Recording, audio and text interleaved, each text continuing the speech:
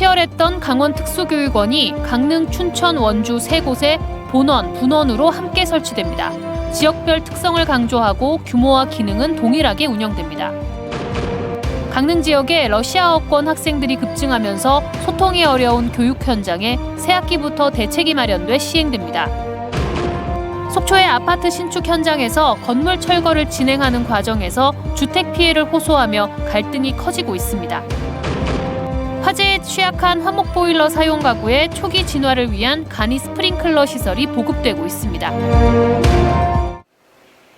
안녕하십니까. 뉴스데스크 강원입니다. 기피시설이라며 꺼렸던 예전 분위기와 달리 강원 특수교육원 유치전이 이례적으로 치열했습니다. 결국 강원도 교육청이 춘천에 본원을 두고 강릉과 원주에 분원을 두는 형태로 3개 권역에 모두 설립하기로 결정했습니다. 허주희 기자입니다.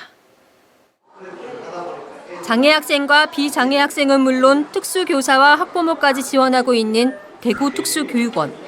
강원도에도 특수교육원이 생깁니다. 본원 설립 지역은 춘천으로 확정됐습니다. 강원도 교육청과의 업무 연계성이 고려됐습니다. 치열한 유치전을 펼친 강릉과 원주에는 본원을 설립합니다. 이용자들의 접근성을 위해 3개 권역의 중심 지역에 본원과 분원을 동시에 짓기로 한 겁니다. 본원만 설립하려던 강원도 교육청의 계획을 3 권역 동시 설립이라는 고무적인 성과로 발전시켰습니다. 각 도시별 전략에 맞춰 교육도시를 표방한 춘천은 정책연구, 산업경제를 강조하는 원주는 진로 직업, 문화관광에 주력하는 강릉은 가족 캠프 중심으로 운영합니다. 본원과 분원을 나눴어도 이렇게 기능적인 면에서는 모두 동등한 혜택을 제공하겠다고 강조했습니다. 이에 따라 600억 원의 예산도 200억 원씩 나눠서 배분합니다. 2026년 개원을 목표로 내년에 착공할 계획입니다. 유치전이 과열되자 3개 권역에 동시 설립하는 것으로 결론이 났습니다. 이제 구체적으로 어디에 지을지가 또 다른 핵심 과제로 떠올랐습니다. 그동안 뜨거웠던 유치전과는 달리 부지 선정 과정에서는 내 뒷마당은 안 된다는 님비 현상이 나타날 우려도 있기 때문입니다. 지역 내에 주민들과 많이 소통을 해야 될 것 같고요. 이게 저희가 강원특수교육원 자체가 학생들도 이용하지만 지역 주민들도 이용할 수 있는 프로그램을 적용을 할 예정이고요. 강원도교육청은 지역별 부지선정위원회를 구성해 폐교나 도교육청 부지를 우선 검토한 뒤 5월까지는 구체적인 건립 위치를 결정하겠다고 밝혔습니다. MBC 뉴스 허주입니다. 러시아의 우크라이나 침공 이후 기존에 살고 있던 러시아어권 학생에다 전쟁을 피해 우리나라를 찾아온 학생까지 늘면서 강릉 지역 학교 현장에서 언어가 통하지 않는 어려움이 있다고 지난달 전해드렸습니다. 이들을 위해 강릉교육지원청과 지역사회가 긴급하게 대책을 세워 이번 학기부터 시행하기로 했습니다. 김인성 기자입니다. 강릉의 한 중학교 체험 수업. 키르기스스탄에서 온 외국인 학생이 참여하고 있지만 기본적인 의사소통조차 되지 않습니다. 검은 토끼, 당근. 이 학교에만 10여 명의 러시아어권 학생이 수업을 듣고 있는데 올해엔 신입생 2명이 더 늘었습니다. 수업이 잘 못 알아들어서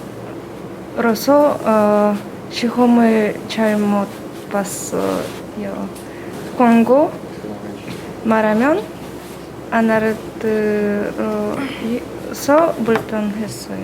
러시아 알아들어온 선생님 좋겠어요. 이 학생들은 러시아어를 모국어나 제1외국어로 사용하고 있는데 러시아어를 할 수 있는 교사가 없다 보니 지역 교육 현장에는 혼란이 이어졌습니다. 학교 현장의 어려움이 갈수록 커지자 교육청과 학교 관계자들이 급히 머리를 맞대고 해결책 마련에 나섰습니다. 이후에도 강릉교육지원청과 강릉원주대 교수, 취재진까지 모여 러시아어권 학생들을 위해 힘을 모았습니다. 결국 강릉교육지원청은 러시아어와 한국어를 동시에 할 수 있는 교사 1명을 채용해 온 오프라인 교육 프로그램을 마련하는 한편 강릉원주대학교와는 기초 러시아어 강좌 개설을 논의하는 등 다양한 대책을 마련했습니다. 3월부터는 러시아를 가능한 그분이 한국어 기초 학습도 도와주고 또 아울러서 가장 어려웠던 학부모와의 상담을 지원해 주시기로 했습니다. 강릉교육지원청은 러시아어권 학생 문제가 학교 교육 현장에만 국한되지 않는다며 우리 사회가 다 같이 고민했으면 좋겠다는 의견을 밝혔습니다. 이 아이들은 어차피 또 성장을 할 것이고 또 진학을 할 것이고 최종적으로 이제 우리 사회로 나갈 것인데 이 전체를 다 감안한다 그러면은 모두가 나서야 되지 않나. 강릉시의 외국인 주민 및 다문화 가족 협의회가 구성되어 있는 만큼 실태 조사와 대책 마련을 시작할 필요가 있습니다. 다문화 가정위원회가 구성이 돼서 이제 활동을 시작을 하게 돼 있는데 우선은 강릉시와 강릉시의회에서는 다각도로 이 부분에 대해서 면밀히 검토를 하도록 해보겠습니다. 강원도교육청의 예산 지원과 강릉교육지원청의 발빠른 대응으로 일단 급한 불은 껐지만 우리 사회 전반에 그리고 중앙정부 차원에 깊은 관심이 필요해 보입니다. MBC 뉴스 김인성입니다.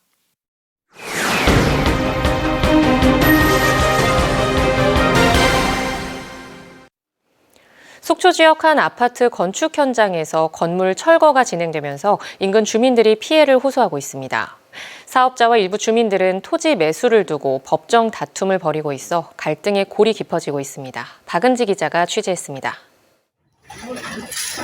방진막 안쪽에서 대형 건설 기계가 5층 건물 외벽을 깨고 부수는 작업이 한창입니다.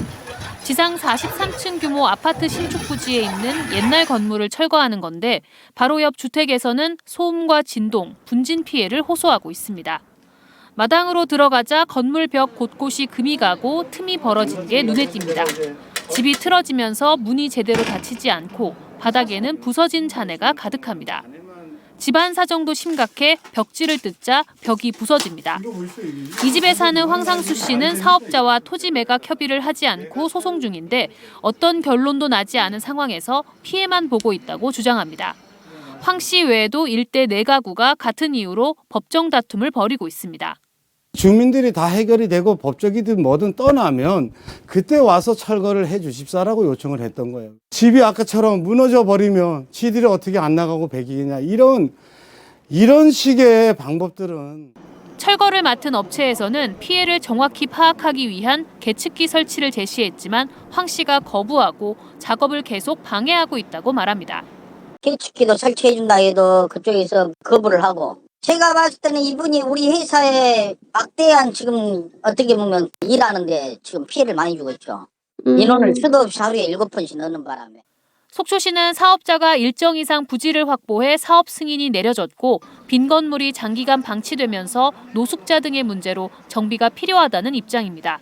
다만 철거로 인한 거주에 불편이 없도록 민원 현장을 점검한다는 계획입니다. 조만간 3월 초부터 해서 대형 공사장 비산먼지 특별 점검을 실시를 할 거고 여기도 아마 그때 여기는 민원 다발로 해서 그때 해당이 될 겁니다. 그때 집중 점검을 할 거니까. 아파트 신축 현장일 때 빈집 정비가 불가피한 상황인 만큼 거주자의 안전을 위협하지 않도록 적절한 대책 마련과 협의가 시급해 보입니다. MBC 뉴스 박은지입니다. 농촌에서는 기름 보일러 대신 난방 효율이 좋은 화목 보일러를 많이 사용합니다. 하지만 화목 보일러는 화재의 원인이 되기도 하는데요. 도내 일부 지역에서 화재 초기 진화에 도움이 되는 간이 스프링클러를 화목 보일러 가구에 보급하고 있습니다. 이병선 기자입니다. 집안에서 맹렬한 불길이 쏟아져 나오고 소방대원들은 진화에 안간힘을 씁니다. 동이 터오던 새벽부터 시작된 불은 오전이 돼서야 잡혔습니다. 화목 보일러에서 시작된 화재는 건물 2동과 차량 1대를 태워 6천만 원의 재산 피해를 냈습니다. 지난 3년 사이에 강원도에서만 106건의 화목 보일러 관련 화재가 발생해서 55억 원의 재산 피해가 났을 만큼 화재 위험이 있지만 요즘처럼 물가가 치솟을 때는 효율적인 난방 수단이기도 합니다. 저희는 이제 시골이 주위에 나무가 많다 보니까 그 전까지는 이게 절제하고 아끼느라고 춥게 살았는데 화목 보일러로 바꾸고 난 다음에는 따뜻하게 살았고. 하지만 좋은 나무를 쓰지 않으면 쉽게 찌꺼기가 남다 보니 관리가 필수인데 농촌 주택에 고령층이 혼자 살다 보면 쉽지 않은 일입니다. 특히나 이렇게 들어가는 통로가 좁은 보일러실은 초기 진화가 굉장히 중요합니다. 이 때문에 원주소방서는 지역의 화목 보일러 사용 가구 220가구 중에 100곳을 선정해 보일러실에 간이 스프링클러를 설치하고 있습니다. 건보공단 직원들의 기부로 마련된 재원과 의용소방대의 손길이 더해졌습니다. 뭐 소방서에서 교육도 좀 받았고, 그리고 저희 명 같은 경우는 우리 부대장님이 설비를 하시는 분이라서 좀 손쉽게 설비를 할 수 있었어요. 원주소방서는 또 화목보일러 사용 가구들이 산과 가까이 있어 건조한 봄철에 쉽게 산불로 번질 수 있는 만큼 보일러 주변에 불에 타기 쉬운 물건을 쌓아두지 말고 일주일에 한 차례 정도 연통을 청소해야 한다고 당부했습니다. MBC 뉴스 이병선입니다. 강원 동해안과 태백 정선 지역에 건조주의보와 강풍주의보가 내려져 산불 발생 위험이 높아지고 있습니다. 강원지방기상청에 따르면 오늘 오전 10시 기준 지역별 시료습도는 양양 28%, 강릉 33, 고성 35, 속초와 정선 36, 동해 38, 태백 40% 등 동해안을 중심으로 시료습도 35% 안팎의 매우 건조한 날씨를 보이고 있습니다. 특히 강풍주의보가 내려진 동해안과 태백, 정선, 평지에서는 내일 새벽까지 순간 최대 풍속 초속 20에서 25m의 강한 바람이 불겠습니다.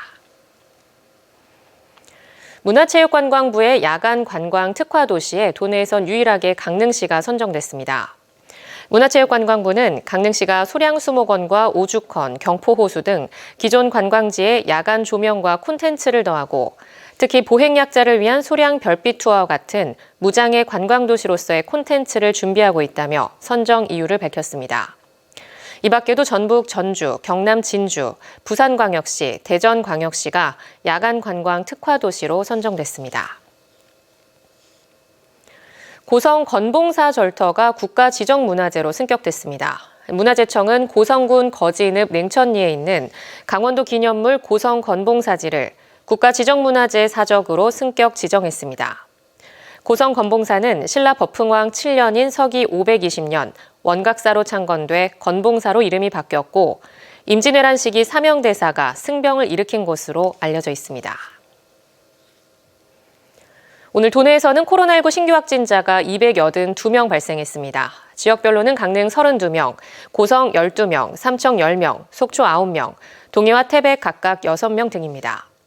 누적 확진자 수는 89만 7,800여 명으로 늘었고 누적 사망자 수는 1,307명입니다. 강원도 교육청이 새학기를 맞는 저소득층 학생 교육비 부담을 줄이기 위해 교육활동 지원비를 인상합니다. 연간 지원 금액을 보면 초등학생은 33만 1,000원에서 41만 5천 원으로 인상됐습니다. 강원뉴스 마칩니다. 시청해주신 여러분 고맙습니다.